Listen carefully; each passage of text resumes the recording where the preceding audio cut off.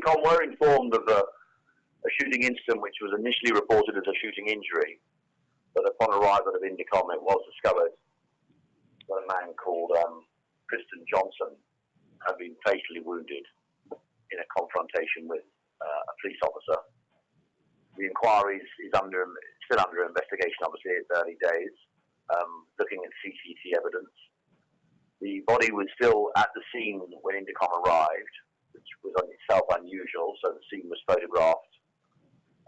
The officers have made an initial account, an explanation of the incident, and they'll be interviewed later this week for further detail and provide a statement as to their reasons for the shooting taking place.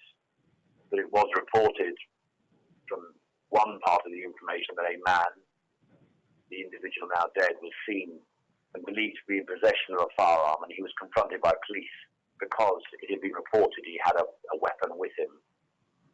And in that confrontation, he was shot and killed. Mm-hmm. What's the meaning of confrontation here?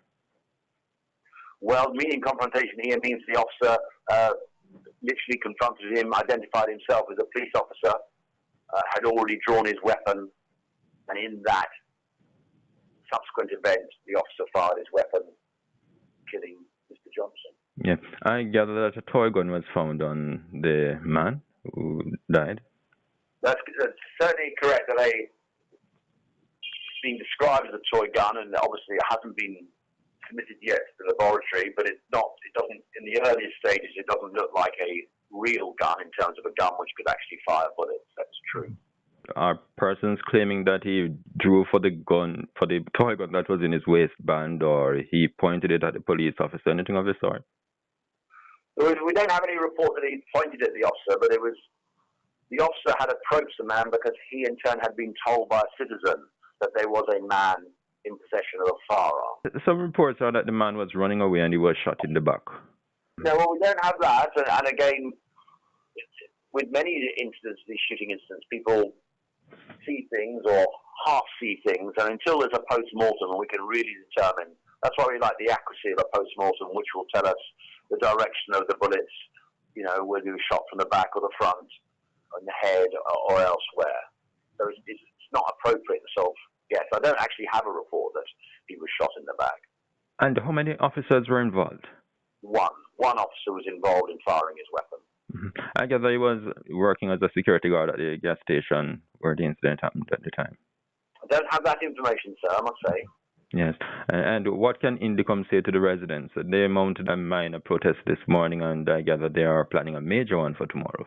I see. Well, we knew at the time, on the night of the incident, the local residents were obviously very concerned and upset, and that's why the body was still at the scene, which I say is an unusual matter. Normally the police remove the bodies from their fatal shooting. So that was still there, and we recognise the proper concern they will have. I think, you know, INDECOM are working hard at it. I know the officers are at this very moment looking at CCTV evidence to see if that might shed further light and detail on the matter.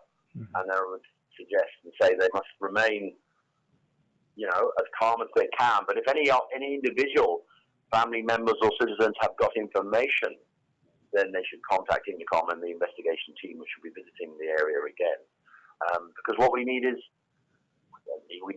information and evidence and witness statements. If somebody saw something which is contrary to what we have been told so far, or proves or suggests what you have indicated, that maybe he was shot in the back or whatever, then that's important evidence to be able to come to the fullest interpretation and facts of the case. Mm-hmm. That's what we need in this matter, as with all the things that we have to investigate. Any indication as to whether spent shells were recovered and how many, etc.? Yes, certainly some casings were found at the scene. That is correct, and they were recovered. Yes, any indication how many? Well, I've got the number. I mean, it was certainly a handful. Mm-hmm. Because what we do is we tend to go back down to the scene later on again for a further search, and sometimes we find citizens have collected one way or another other shells. So there weren't that many shots fired, in fact, so the number of casings so far recovered would tend to indicate, bearing in mind only one gun was fired. Yeah. So we have almost all the casings that could possibly have been fired in this incident by the officer. Where is the police officer stationed? That I don't know right off the top of my head, I'm afraid. I haven't got that. I mean, I don't know. I wouldn't want to say it this time. Yes, yes. I have it in another part of the report, but I don't have that immediate information. All right. All right. Thanks very much for calling back. All the best to you with this Okay, investigation and others. all right.